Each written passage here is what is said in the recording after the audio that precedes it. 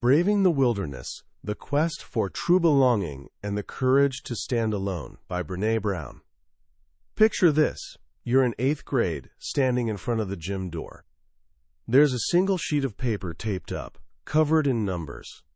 Your heart is hammering so hard you can practically hear it echoing in the empty hallway.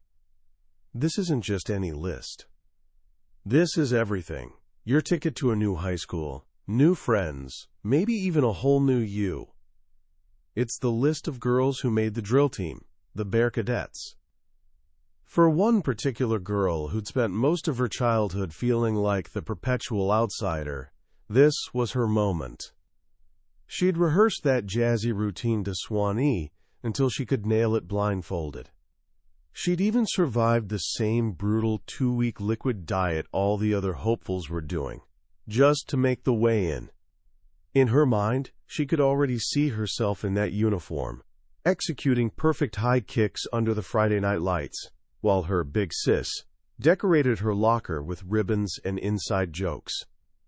For someone whose home life was crumbling under the weight of her parents' constant fighting, this team represented so much more than dance moves. It was sanctuary. It was belonging.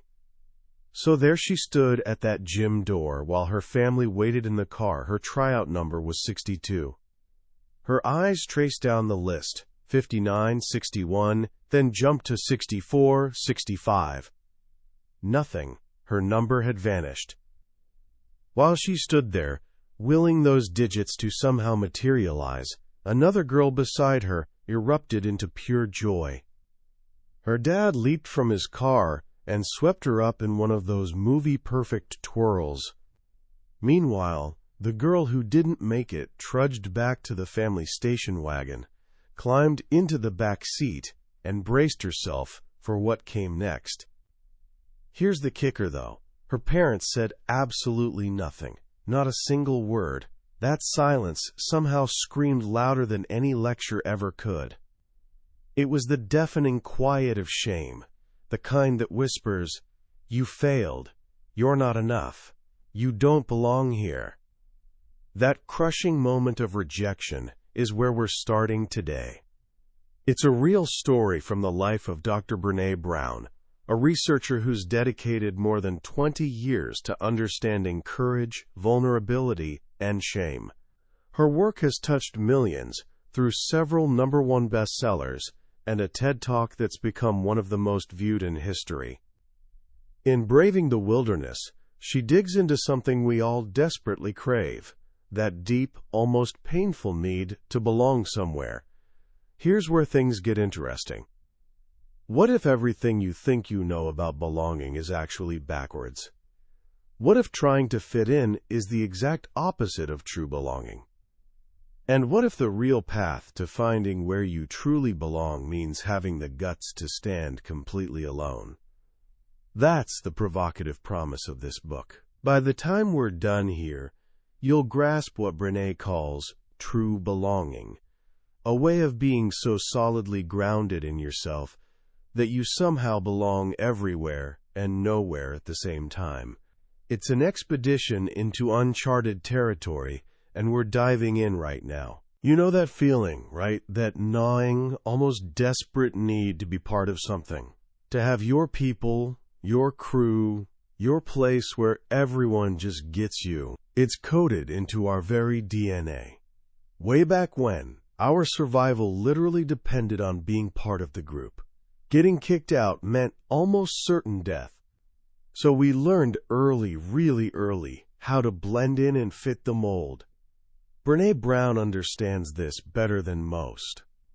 That painful drill team memory wasn't just a one-off disappointment. It was basically the soundtrack to her childhood.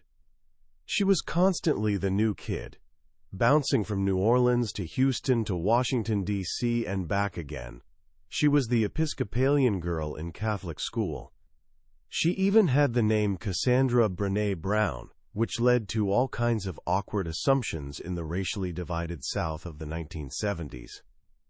So she became an expert at fitting in, a human chameleon. She'd watch people carefully, decode their patterns, figure out exactly what they wanted to hear and how they expected her to behave. She could shapeshift into whatever the moment called for, but in the process, something frightening happened. She lost herself. She couldn't tell you what she actually liked, what she truly believed, or who she really was. All of it sacrificed in this frantic search for somewhere to belong. This trap catches so many of us. We convince ourselves that belonging is something other people give us, that we have to earn it by being cool enough, smart enough, or agreeable enough. We chase approval like it's oxygen, and we sand down all those interesting, quirky parts of ourselves to squeeze into whatever shape the group demands. But here's what Brene discovered through her research, and it's kind of mind-blowing. Fitting in actually blocks you from belonging. Think about it for a second. When you're just fitting in, you're not showing anyone the real you. You're showing them a carefully edited highlight reel, the version you think they'll approve of. Real belonging, though, that only happens when you show up as your authentic, messy, imperfect self. It's being genuinely seen and accepted for who you actually are, which means your ability to belong can never exceed your ability to accept yourself. For years, Brene wrestled with this truth. She found her way gradually. She got sober. She met Steve, who became her husband, someone who saw the real her and loved her anyway.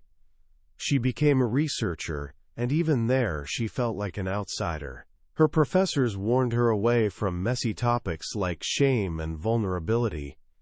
They insisted a qualitative dissertation was career suicide. They told her she couldn't be a serious academic while also writing books for regular people. At every single crossroads, people told her to fit into the established box of what a proper researcher should be, and at every single crossroads, she chose not to. It was terrifying. It kept her up at night, with anxiety. But she understood, somewhere deep in her bones, that the cost of fitting in, of muting her own voice and curiosity, was simply too steep, would have cost her everything that mattered. This brings us to the book's central paradox, a quote from the legendary poet Maya Angelou that haunted Brene for over 2 decades. In a 1973 interview, Dr. Angelou said something striking. "You are only free when you realize you belong no place. You belong every place. No place at all. The price is high, the reward is great." When Brene first encountered those words, she thought they were just flat out wrong. Belong nowhere? That sounded like her worst nightmare, like the textbook definition of loneliness. It was precisely what she'd spent her entire life running from. How could this brilliant woman, her hero, say something so completely opposite to everything she believed about connection? It took 20 years, an entire career studying human connection, and one pivotal conversation for the pieces to finally click into place. The breakthrough came after she'd achieved remarkable success. She'd appeared on Oprah, actually met Maya Angelou in person, and was speaking to massive audiences. But she still felt like she didn't quite fit anywhere, constantly being asked to modify herself for different contexts. Don't swear here, don't mention your faith there, wear a business suit for this one. She was exhausted from it all. She decided to just be herself, even if that meant never quite fitting into any single box. One evening, she confessed to Steve, "I don't belong anywhere. I belong no place. I've got no crew." Steve, in his characteristically quiet way, said something that shifted everything. He reminded her that despite being an outlier, she'd been the highest-rated speaker at a recent conference, showing up in her jeans and clogs just being herself. He told her, "You will always belong anywhere you show up as yourself and talk about your work in a real way." That was the moment. The light bulb finally clicked on. She practically ran to her computer and pulled up that full Maya Angelou interview, the parts she'd never watched before. She found the crucial exchange she'd been missing. The interviewer had asked, Do you belong to anyone? Maya Angelou's response. More and more. I belong to myself. I'm very proud of that. I belong to myself. Those 4 words changed everything. True belonging isn't something you discover out in the world. It's not something you negotiate with other people or groups. It's actually a spiritual practice. It's the practice of believing in yourself and belonging to yourself so completely that you can share your most genuine self with the world. When you do that, you discover something sacred, both in being part of something larger and in standing alone when you need to. This is what Brene calls braving the wilderness. The wilderness represents those moments when we have to stand alone, when we have to speak our truth, even knowing we might face criticism, rejection, and fear. It's untamed, unpredictable territory of solitude and soul-searching. It's a place that's as breathtaking as it is dangerous. But here's the secret she uncovered. The wilderness is actually the only place where genuine belonging can happen, because real belonging doesn't ask you to change who you are. It demands that you be who you are. This sounds great in theory, but we're navigating a world that makes it incredibly challenging. We're experiencing what Brene calls a spiritual crisis of disconnection. We've sorted ourselves into ideological fortresses. We're living in one giant echo chamber, only listening to voices that already mirror our own beliefs. We scroll through social media feeds that paint everything as us versus them. We're more politically and socially segregated than we've ever been. You'd think with all this sorting we'd at least feel closer to our chosen tribes, right? But the data reveals exactly the opposite. As our sorting has intensified, so has our loneliness. Today, over 40% of American adults report feeling lonely on a regular basis. And loneliness isn't just emotionally painful, it's actually lethal. One major study found that living with chronic loneliness increases your odds of premature death by 45%. That's more dangerous than obesity or heavy drinking. Why is it so deadly? Because as social creatures, we're hardwired for connection. Loneliness is essentially a biological alarm system, just like hunger or thirst. It's your body's way of telling you that you need meaningful human interaction to survive and thrive. So why are we so sorted yet so isolated? Brene argues the main culprit is fear. Fear of being vulnerable, fear of getting hurt, fear of conflict, fear of not measuring up. Fear drives us into those ideological bunkers where we think we'll be protected. But those bunkers shield us from everything except the one thing that actually hurts most: loneliness and disconnection. So how do we escape? How do we find our way back to ourselves and to each other? Brene's research identified 4 practices of true belonging. These aren't simple steps or easy fixes. They're paradoxical and challenging. They're the essential skills we need to brave the wilderness. The first practice is, people are hard to hate close up, so move in. Hating a faceless group is surprisingly easy. We see a label: Democrat, Republican, feminist, evangelical, and we immediately fill in the blanks with stereotypes and assumptions. But when we zoom in on our actual lived experiences, everything gets messy and complicated. Your best friend at work who talked you through that family crisis, she's a Democrat.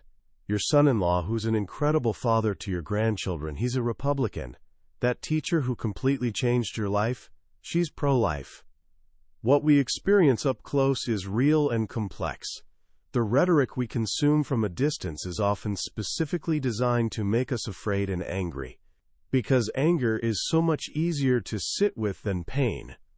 As writer James Baldwin observed, I imagine one of the reasons people cling to their hates so stubbornly is because they sense, once hate is gone, they will be forced to deal with pain. Moving in means getting physically and emotionally closer to people, even those we disagree with. It means choosing curiosity over defensiveness. But this doesn't mean we tolerate absolutely everything. There's a clear line we can't cross, and that line is dehumanization. Dehumanization happens when we start viewing others as less than human. It begins with language, calling people animals, vermin, or monsters.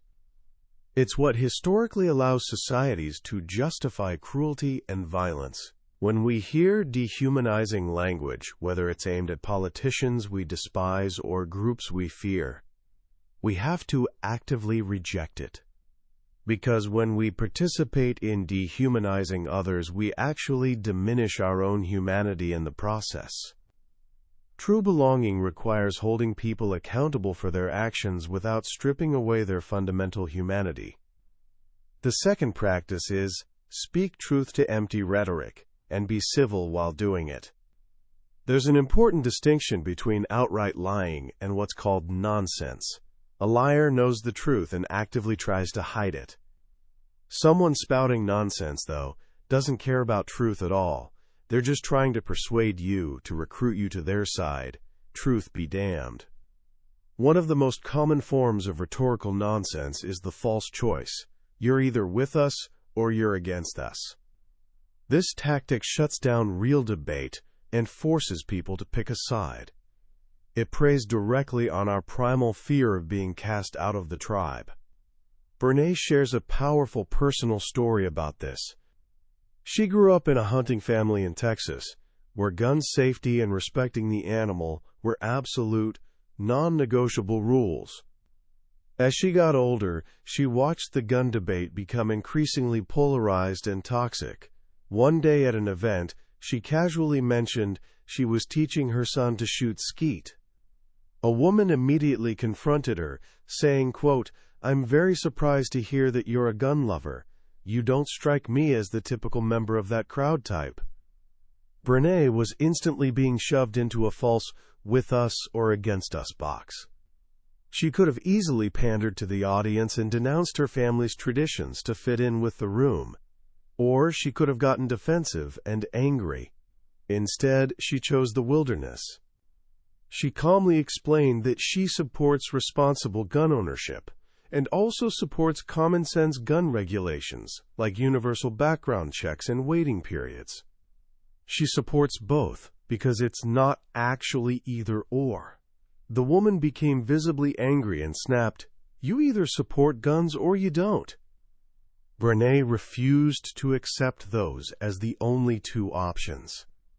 She responded, "I'm not going to participate in a debate where we reduce this incredibly complex and important issue to, you either support guns or you don't.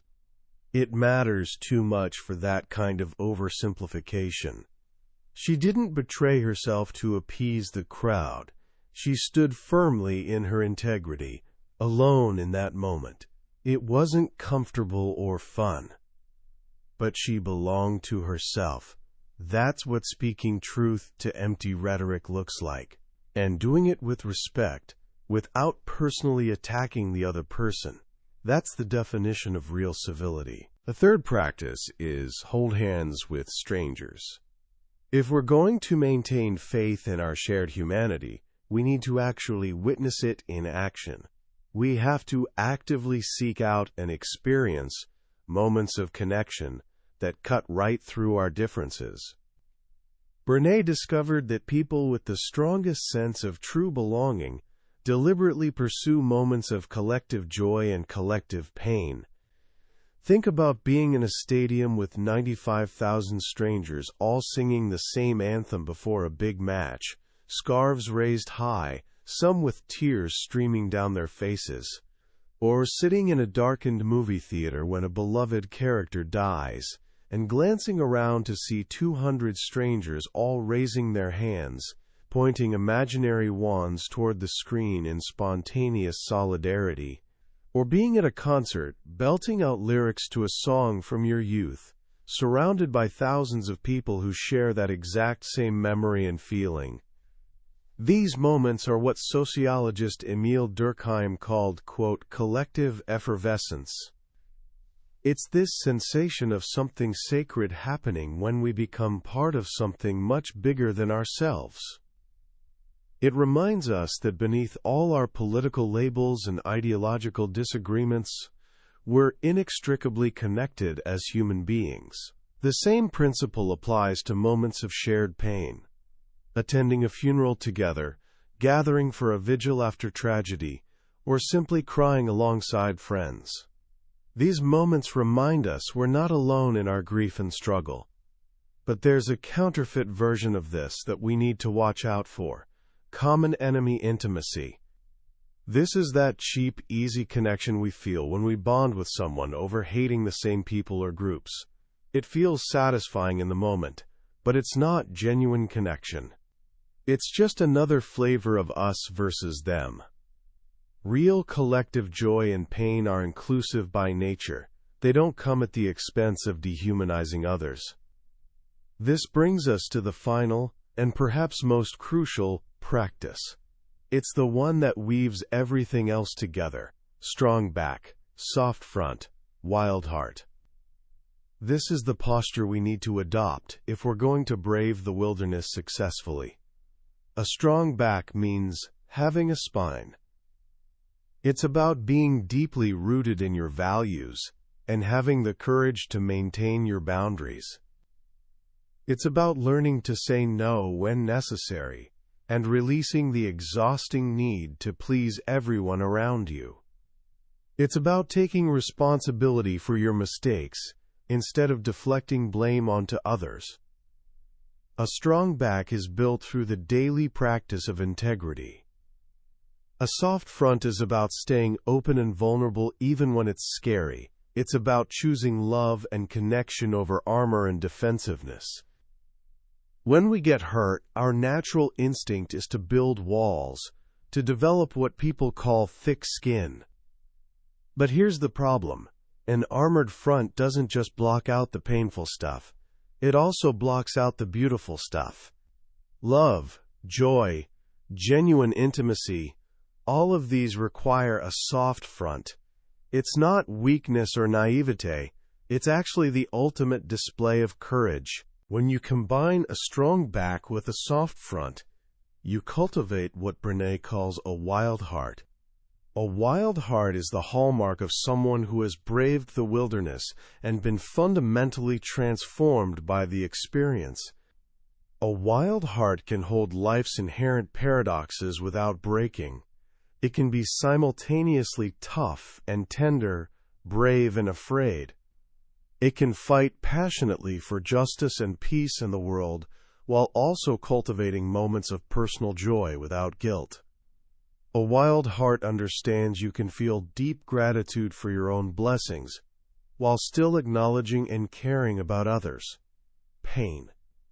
Most importantly, a wild heart has learned what might be the most transformative lesson of all, a practice you can start implementing today. Stop walking through the world searching for confirmation that you don't belong. Because if that's what you're looking for, you will absolutely find it. If you scan people's faces for evidence that you're not smart enough, not cool enough, not good enough, that evidence will appear everywhere you look. True belonging isn't something we negotiate with the outside world. The truth about who we are lives inside our own hearts.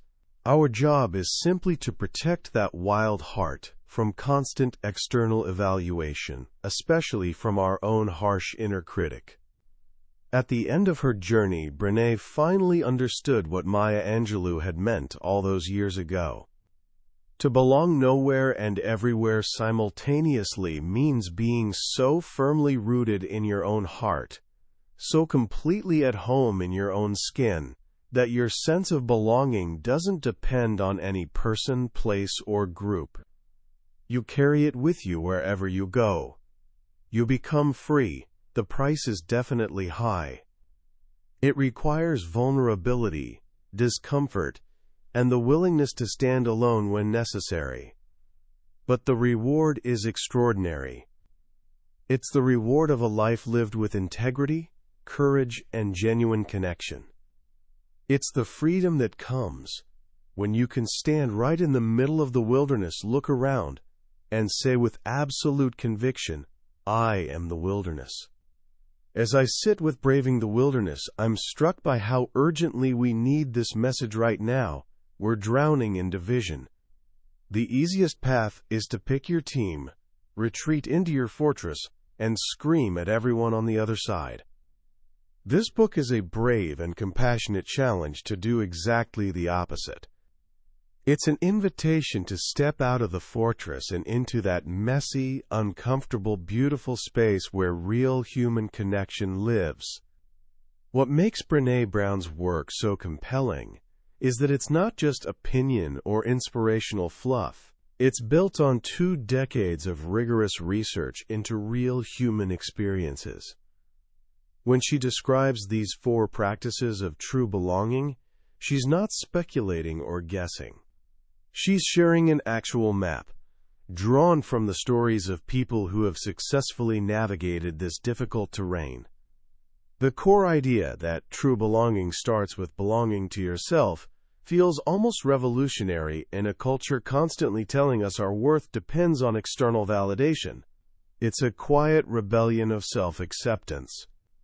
And that image of strong back, soft front, wild heart might be one of the most practical and memorable frameworks for courageous living I've encountered. It's a mantra you can carry into a tense conversation, a nerve-wracking presentation, or a contentious family gathering. So how can you actually start putting this into practice today? You don't need to do everything at once. Start small and specific. First, try moving in. Next time you feel that flash of anger or judgment towards someone with different political views, get curious instead of righteous. Ask them a genuine question like, "Help me understand why this matters so much to you." You don't have to agree with their answer. You just have to listen long enough to glimpse their humanity beneath the label. Second, practice having a strong back and soft front in one small moment. Maybe it's finally setting a clear boundary with that friend who's chronically late, doing it firmly but kindly. Or maybe it's choosing not to get defensive when someone offers you critical feedback, and instead just saying, "Thank you, I'll think about that." Finally, hold hands with strangers. Make it a point to attend something that creates collective joy. Go to a concert, a sporting event, a community festival, or even just a packed movie theater on opening night. Put your phone away completely. Look around at the other faces. Feel the shared energy in the room. Let it remind you that despite all our differences, we're far more connected than we are divided. This journey definitely isn't easy. Braving the wilderness means you're going to get scratched up and bruised. You'll feel lonely at times. But what this book promises is that on the other side of that fear lies a sense of freedom and wholeness that simply fitting in could never provide. It's the deep peace that comes from knowing that wherever you are, you're at home in your own heart. That was a summary of Braving the Wilderness by BrenA Brown. We've explored the major ideas today, but honestly, a summary can only ever be a rough map. The real adventure happens when you walk the path yourself. The true power of this book lives in the detailed stories, the nuance, and the way BreNA's words can meet you exactly where you are in your life right now. This summary is your starting point, a way to see if this journey calls to you. If anything we've discussed has sparked something inside you, I really encourage you to grab a copy and experience it yourself. Reading it isn't just about absorbing concepts. It's an experience that can fundamentally shift how you see yourself and your place in the world. You'll find the link to the book in the description below. Also, if you found value in this exploration, please take a moment to click that like button and subscribe to the channel. That way, you won't miss our next deep dive into another transformative book. Let's keep learning and growing together.